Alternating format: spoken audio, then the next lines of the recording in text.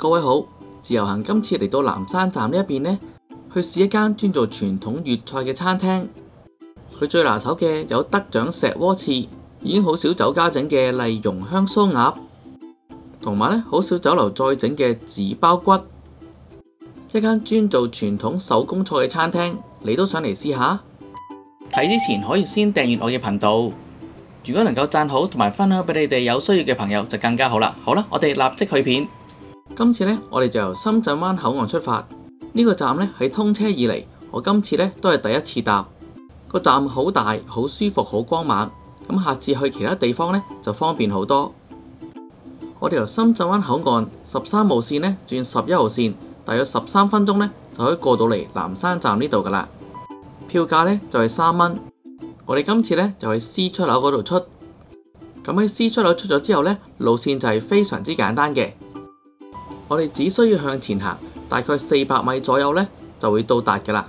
咁沿途呢應該會經過2個嘅馬路位嘅，大家就要留意啲交通。呢間呢就係我今次介紹嘅餐廳紅發飯店。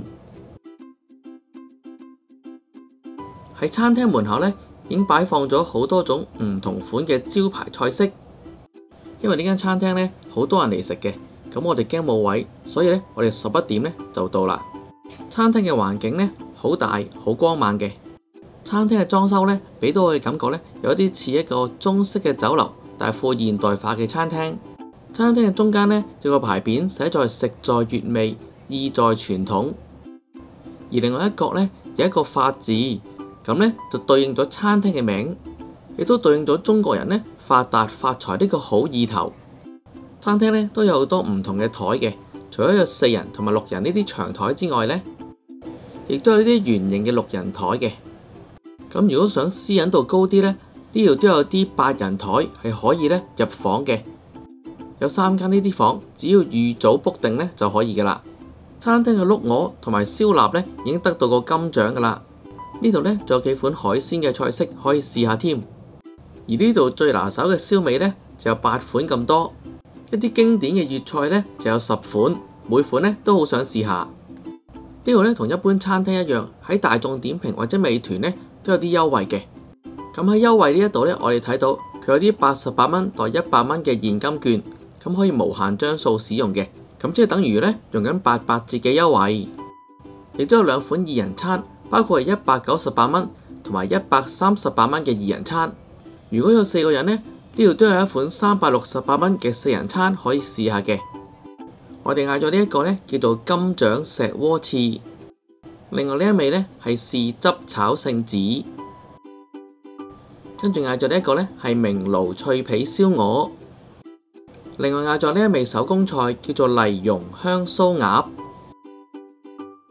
之後呢就嗌咗醬汁紙包骨，12蚊一件。我哋呢就嗌咗4件。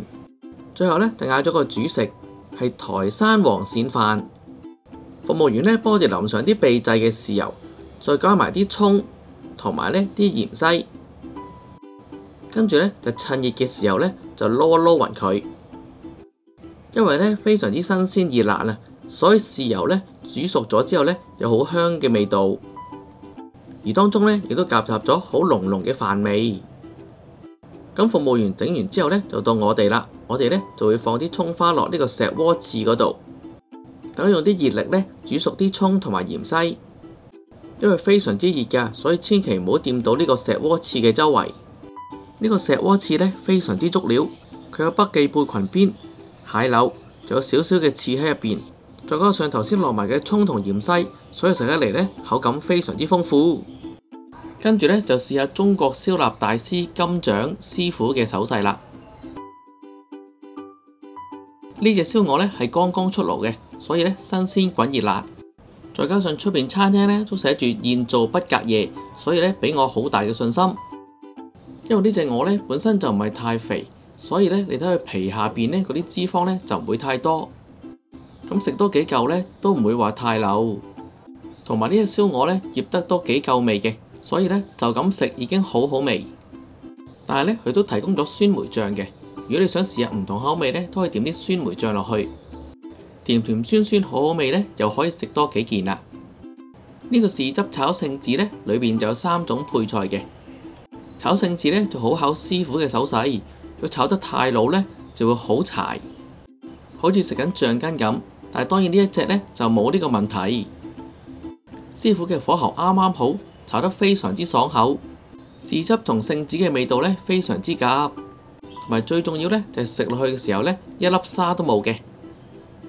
另外呢一碟麗蓉香酥鴨呢，亦都係我好想試嘅菜式，因為香港呢已經好少餐廳做呢一味餸噶啦，就算有呢，都要賣成200幾蚊呢做半隻。而家喺呢間餐廳呢，只係48蚊就可以食到啦。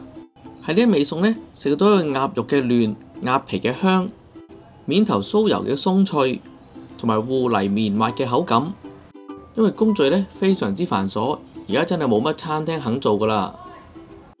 因為真係非常之酥脆，所以夾嘅時候要小心，唔好似我咁呢，一夾呢就夾到爛晒。跟住呢，就試另一款將近失傳嘅菜式紙包骨。呢一味餸呢，亦都係好考師傅嘅功力嘅。首先呢，就將啲排骨醃咗先，之後呢，就放喺呢啲牛油紙裏邊，再封口。跟住呢，較啱油鑊嘅溫度呢，就可以拎落去炸啦。所以呢，好考師傅對油溫嘅控制技巧。